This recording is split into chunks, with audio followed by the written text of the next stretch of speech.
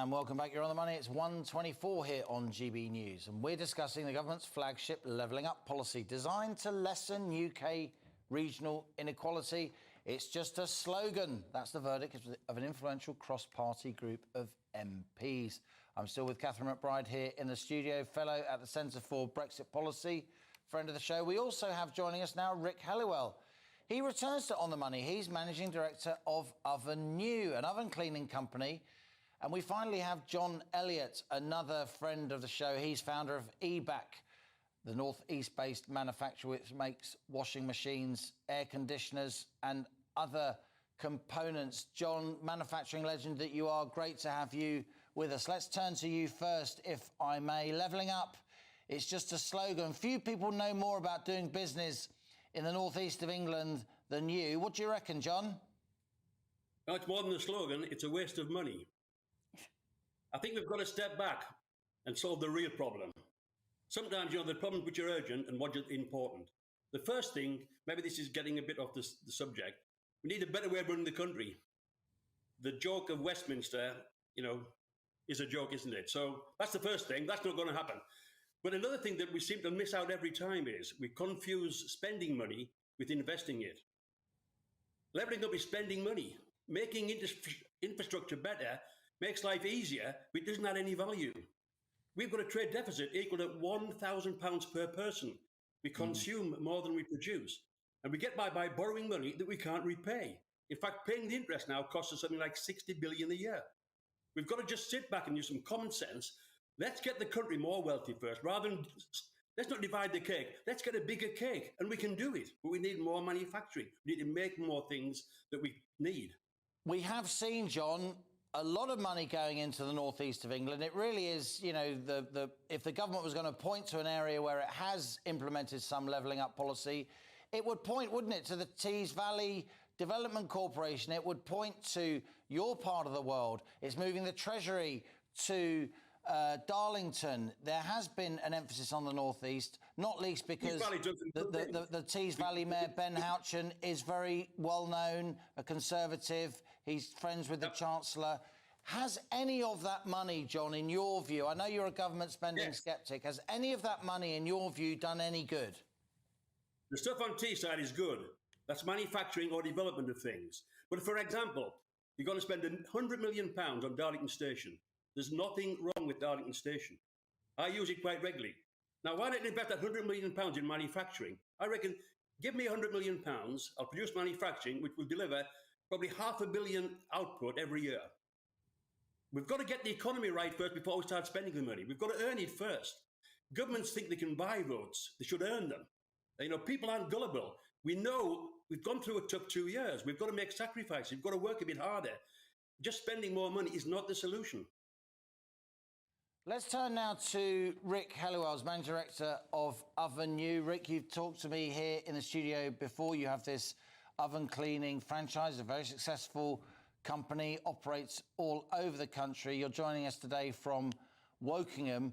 What's your sense about the need to level up, and what's your sense of the extent to which we have levelled up under this government? Good afternoon, Liam. Nice to see you again. Good afternoon, everybody. To be brutally honest, I haven't got the faintest idea what this levelling up is trying to achieve. Absolutely confused. I mean, is the government trying to get some kind of parity between Uxbridge and Knightsbridge? Is it trying to make Bolton into the new London? Is it trying to make Paisley Bridge into Weybridge? I've got no idea what the actual end game is when it comes to this levelling up. Where, as I see it from my perspective and the perspective of our franchisees, is we're looking for consumers who have some disposable income. And in my view, that would be if you've got clients, customers, the members of the public across the UK who have equal amounts of disposable income, then I would say that things are relatively level as they are. But I'd be very, very interested to listen to John's view as to what he sees levelling up, or anybody else. What is the end game for levelling up? Is it actually having level earnings? Is it having level production? Is it having level disposable income? I have no idea. We are the most regionally unequal country in the Western world, though, Rick. Transport spending in the southeast of England is 3 or 4 times as much per head than it is in the north, and has been for a generation. You know, you're in Wokingham in Berkshire. You just got a link from Reading near you all the way into London very fast to Essex and Kent beyond. There's been no major project like that in the north of England in my lifetime. And why should kids in the north of England have to go to London to fulfil their dreams? I mean, there are, of course, honourable exceptions like John Elliot. He would say that's nonsense. But many young people and their families feel that they do need to go to the bright lights of London and the southeast in order to really fulfil their potential. It's not like that in Germany. It's not like that in France. Yeah, absolutely understand that. I mean, we have the railway line literally just behind our offices here in Wokingham. Personally, I have no interest in jumping on a train going to London. I was born in Yorkshire, a very proud Yorkshireman. I still am. I get up there as and when I can. I don't see the problem of people aspiring to want to go to Leeds or to Bradford or to Harrogate or to have a look at some of these other beautiful places to live and to work. Exactly why the media and other outlets have continuously been banging on for years and years and years about the north-south divide. What is it that's actually divided? I know that there are people that are very, very happy. A lot of my relatives still live up in Yorkshire. They have a fantastic quality of life. They've got some superb scenery. They have, I would imagine, a far longer, higher life expectancy living in the north and getting some good exercise, as opposed to breathing diesel fumes and listening to trains rattling past your front door every 5 minutes. So I think we really need to have a far more holistic view as to what it is that we're trying to achieve here, and just define the end game.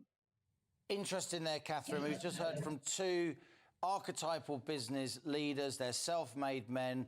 One's in the south, one's in the north. I saw John Elliot nodding as Rick Hellewell was talking. They don't like government spending. They don't like big government initiatives. They want the government to get out of the way so talented people and energetic people like them can drive businesses forward, employ people, allow people to make a living. And yet, this government feels it really needs to do something to fulfil that 2019 manifesto pledge.